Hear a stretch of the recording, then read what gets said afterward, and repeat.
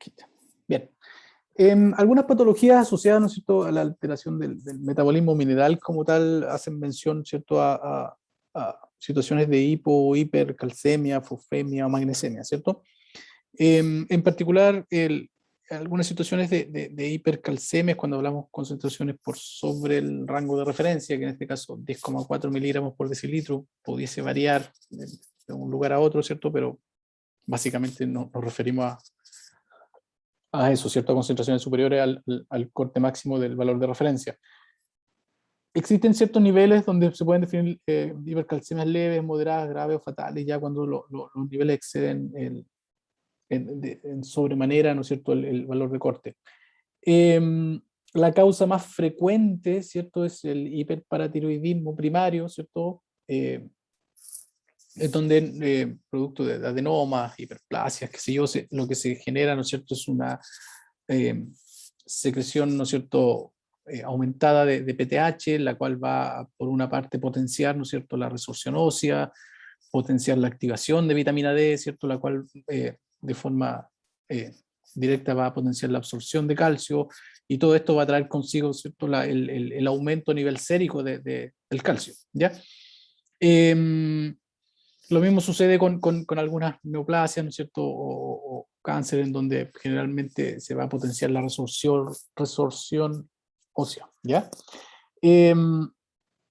Cuando se observa este fenómeno, usualmente, ¿cierto?, cuando se realiza algún perfil bioquímico, ¿cierto?, en donde se encuentra el calcio sérico elevado, ahí ya se empieza a investigar este tema, ¿cierto?, para poder llegar finalmente a hacer un diagnóstico de este hiperparatiroidismo, ¿no es cierto? Por una parte es necesario encontrar el calcio sérico elevado, ¿cierto?, por sobre el valor de referencia, y por otro, ¿cierto?, una PTH que se encuentre también aumentada por sobre el nivel de corte, que en este caso parece ahí 50 nanogramos por litro, ¿ya? Esto hace razón, ¿cierto?, de que no existe este feedback, ¿cierto?, no se está censando los niveles de calcio y se está produciendo constantemente esta hormona a nivel de la glándula paratiroide. ¿Qué va que el principal, en este caso, lo que se va a ver afectado, ¿cierto?, es en el hueso, ¿cierto?, esta pérdida de calcio, ¿cierto?, esta desmineralización ósea, también puede ser osteopenia vertebral, ¿no es cierto?, y todo esto va a traer consigo esta fragilidad, ¿cierto?, esta mayor frecuencia de sufrir fracturas óseas, ¿cierto?, producto de toda esta pérdida de estructura, ¿no es cierto?, y calcio principalmente desde ellos, ¿ya? Producto de este hiperparatiroidismo o de esta hipercalcemia sérica que se está generando. En caso contrario, ¿cierto?, fenómenos de hipocalcemia se pueden observar, ¿cierto?, en hipoparatiroidismo primario, ¿cierto?, que se puede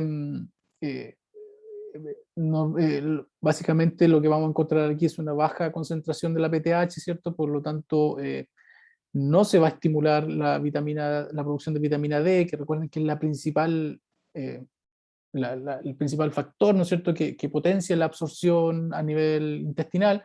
Por lo tanto, no va a haber una absorción efectiva del calcio, generando esta disminución a nivel sérico. Por lo tanto, déficit, o sea, el hipoparatiroidismo primario, ¿no es cierto?, es la principal causa, pero también puede ser por algunas situaciones como hemocromatosis o enfermedad de Wilson, en donde se tiende a acumular hierro o cobre, ¿cierto?, en distintos órganos que pudiesen afectar, en este caso en particular, la paratiroides, ¿cierto?, afectando la secreción de PTH. En situaciones de déficit de vitamina D también, recuerden, no se va a estimular, ¿cierto?, la absorción de calcio. A nivel renal también va a haber una situación parecida. Y en insuficiencias renales crónicas, ¿no es cierto?, en donde se pierda este tipo de iones. Existe un fenómeno en particular que lo escuché en las presentaciones, y es el síndrome de lisis tumoral, ¿ya? Pero ¿por qué en este caso en particular se puede generar hipocalcemia? ¿Alguien que haya puesto atención ese día o que lo haya escuchado, o quizás lo comentaron en la mañana cuando yo no estuve? ¿Por qué se puede generar hipocalcemia en este fenómeno en particular? ¿Alguien lo recuerda? Porque lo que se está sucediendo aquí es que se está liberando gran cantidad de metabolitos al extracelular, ¿o no?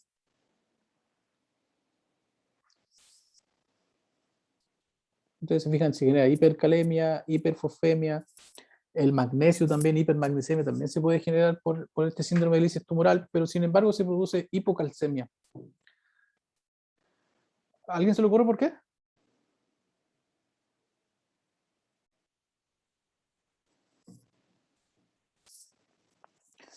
Es que el tumor es lo que se va a estar lisando, ¿cierto? Cuando hay quimioterapia se rompen las células y todo el contenido que está en las células sale al extracelular, ¿cierto? Por eso es que se describe hipercalemia, hiperfosfatemia, dice ahí, también puede ser hiperfosfemia, depende de cómo se esté informando, hipermagnesemia, pero hay hipocalcemia. En este caso en particular el tumor deja de ser la causa, ¿o no? ¿Nadie? ¿Recuerdan cuando comenzamos a hablar sobre el metabolismo? Y si ustedes recuerdan el primer esquemita del calcio, el 50% estaba en forma iónica, el 40, si mal no recuerdo, estaba unido a proteína, albúmina, ¿cierto? Y había un 10% que estaba formando complejo. ¿Recuerdan? Si tienen en mente eso, ¿qué va a pasar si existe una hiperfosfemia? ¿O qué puede suceder si hay una hiperfosfemia?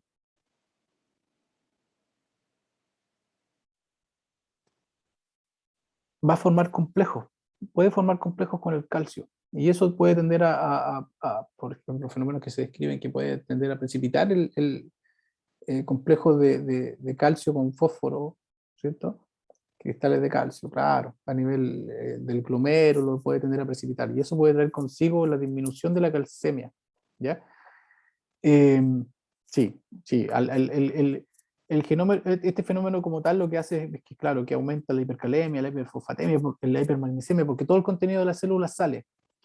Y al aumentar en este caso el fósforo, por ejemplo, a nivel del extracelular, puede empezar a complejar o formar complejos con el calcio con el calcio sérico. Y ese calcio puede, al formar complejos puede tender a formar cristales, como dicen, o a precipitar en los glomérulos, y eso va a tender a que no se reabsorba, ¿cierto? Y empieza a bajar sus concentraciones séricas. Em, Ahora bien, en cuanto al fósforo o al fosfato, como quieran determinarlo, depende de cómo estén las curvas, cómo estén hechas las curvas de calibración, es cómo se va a expresar el resultado. Un caso de una hiperfosfatemia, ¿no es cierto? Puede ser principalmente por aumento por aporte, por ejemplo, enemas, suplementos intravenosos, que algunos de ellos están suplementados con fósforo, em, o algunas leches suplementadas con fósforo, todo ello que es como un aporte exógeno, ¿no es cierto?, que se va a absorber, ¿cierto?, y va a aumentar las concentraciones séricas finalmente, generando estos fenómenos de hiperfosfatemia. Una intoxicación por vitamina D no solo va a potenciar la absorción de calcio, sino que por otro lado también va a aumentar la absorción de fósforo, ¿cierto?, generando el mismo fenómeno, ¿ya?, de hiperfosfatemia. Eh, Pudiese ser, por ejemplo, en insuficiencias renales que no se esté excretando el fósforo, generando este aumento, o recuerden que la PTH lo que potencia es la fosfaturia, es la pérdida de fosfato, por lo tanto, haber un hipoparatiroidismo o un pseudo hipoparatiroidismo también va, eh, no se va a generar este fenómeno de excreción de fosfato y todo va a ser retenido a nivel, todo va a quedar a nivel sérico, ¿no es cierto?, potenciando su acumulación, generando esta hiperfosfatemia. El mismo fenómeno del lisis tumoral, si ustedes lo recuerdan anteriormente, cuando se rompen estas células tumorales, ¿cierto?, se va a liberar el contenido de ellas, entre ellos el fosfato, ¿cierto?, aumentando su concentración sérica, generando el fenómeno de hiperfosfatemia, fenómenos que pudiesen ser relativamente similares en rhabdomiólisis o hemólisis, que todo esto va desde el intracelular va a pasar al extracelular, potenciando esta acumulación, ¿cierto? Eh, Ahora bien, en caso contrario, los niveles séricos de fósforo pueden disminuir, por ejemplo, por una redistribución, eh, por ejemplo, en aumento de secreción de insulina. Recuerden, ahí alguien mencionó que el fósforo se utiliza para la síntesis de ATP.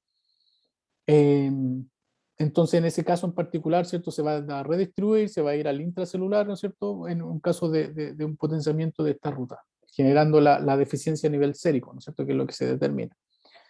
Am, También se puede perder, por ejemplo, en diuresis osmótica fosfatúrica, ¿cierto? En algunos tratamientos de cetoacidosis, o en el síndrome de hueso hambriento, que fue otro término que escuché en las presentaciones. ¿A qué se debe ese síndrome de hueso hambriento? ¿O qué es lo que se genera en ese caso? ¿Alguien lo recuerda?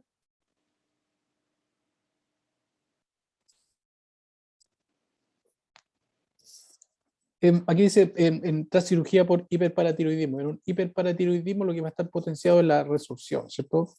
Todo el calcio o la hidroxiapatita que está formada por calcio y fósforo, ¿no es cierto? Va a estar siendo eh, metabolizada, ¿no es cierto? Y liberándose calcio y fósforo al- al- a la sangre, ¿cierto? Am, y cuando se extirpa las glándulas paratiroides, en este caso, ¿no es cierto? Se va a dejar de producir la PTH. ¿Y qué es lo que se va a potenciar? La formación, ¿no es cierto?, de hueso, por lo tanto, todo el calcio y el fósforo, ¿no es cierto?, va a estar siendo utilizado en la formación de la hidroxiapatita. Y eso va a hacer que salga del extracelular, ¿no es cierto?, Em, porque se está incorporando al hueso, ¿ya?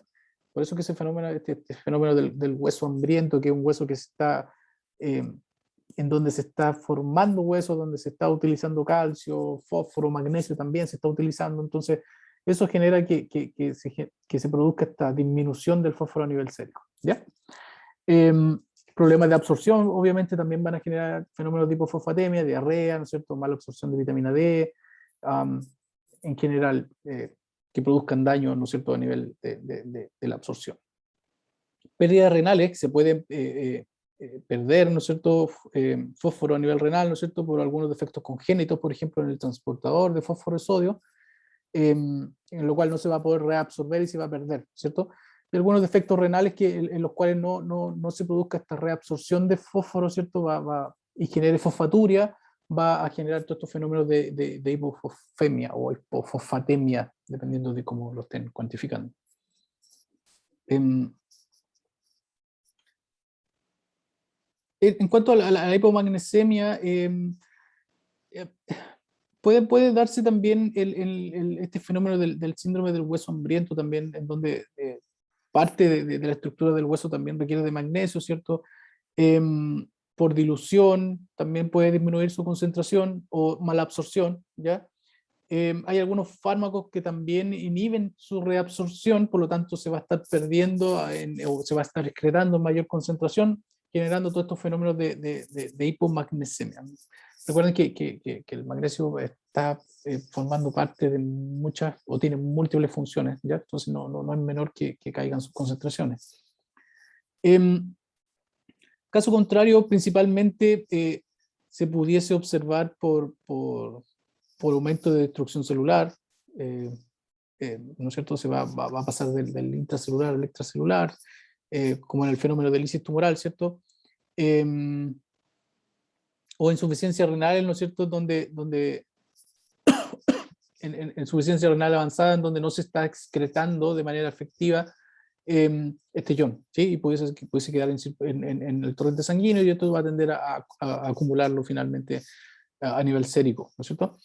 Um, y exceso de ingesta que es menos probable, pero pudiese darse en algunos casos de consumo de laxantes que se utilizaban anteriormente, como estas leches de magnesio o antiácidos que contienen una alta concentración de él y pudiese darse ese fenómeno de hipermagnesemia, ¿no? Aunque si bien es cierto, no es muy frecuente, ¿ya? Em, Ahora bien, hay un fenómeno que se describe, ¿no es cierto?, cuando se producen estas carencias de calcio principalmente, asociado a la falta de vitamina D. Y es algo que normalmente se pregunta porque son fenómenos relativamente parecidos, pero que tienen términos distintos. Y es el fenómeno del raquitismo en niños, principalmente de 4 años, ¿no es cierto?, que va a producir deformidad en los huesos, y afectando el crecimiento finalmente, ¿ya? Sin embargo, el mismo fenómeno o un fenómeno muy similar se genera en adultos, ¿cierto? Pero en este caso se llama osteomalacia, ¿ya? Que también va a causar, ¿no es cierto?, deformidad de los huesos, principalmente pelvis y piernas, ¿ya? Tengan en mente estos conceptos porque no es lo mismo hablar de raquitismo que hablar de osteomalacia, principalmente porque estamos hablando de niños, ¿no es cierto?, menores de 4 años, o estamos hablando de adultos, ¿sí?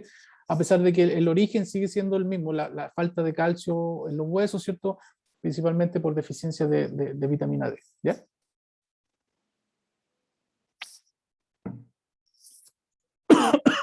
Todo este fenómeno de desmineralización, lo que finalmente produce, o lo que nosotros tenemos más en mente, ¿cierto?, este fenómeno de osteoporosis, eh, que normalmente aparece con el envejecimiento, ¿cierto?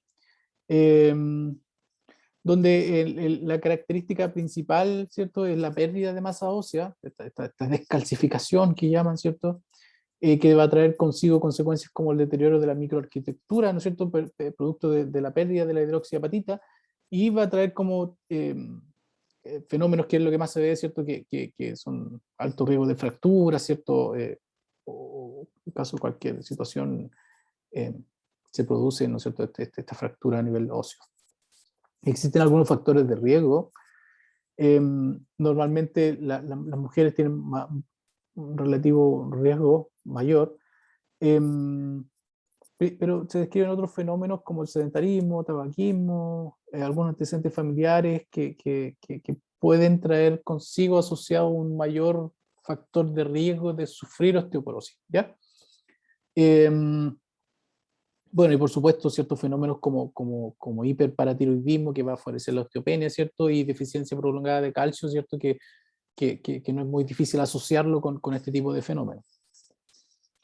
Em, ¿Cómo se diagnostica, ¿cierto? ¿Qué es lo que se realiza en estos casos en particular? Es la densitometría ósea. Yo creo que, si no todos, la gran mayoría, ¿no es cierto?, hemos visto como de repente los abuelos, los mismos padres, ¿no es cierto?, se tienen que realizar alguna densitometría ósea precisamente para diagnosticar este fenómeno o ver cómo anda, ¿cierto? Esto va a definir esta densitometría ósea, ¿cierto? Define un score y de ahí se va moviendo en algunas desviaciones estándar y va definiendo, ¿cierto?, eh,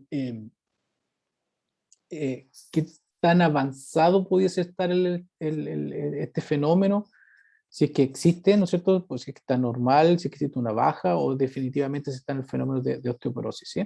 Y así como se realiza esta densitometría en huesos largos principalmente y em, se define, ¿cierto?, dependiendo de la edad, ¿cierto?, la densitometría, en qué nivel está, pudiendo estar normal en osteopenia, que es como esta deficiencia, o de frente ya en un fenómeno de osteoporosis más avanzado, ¿sí?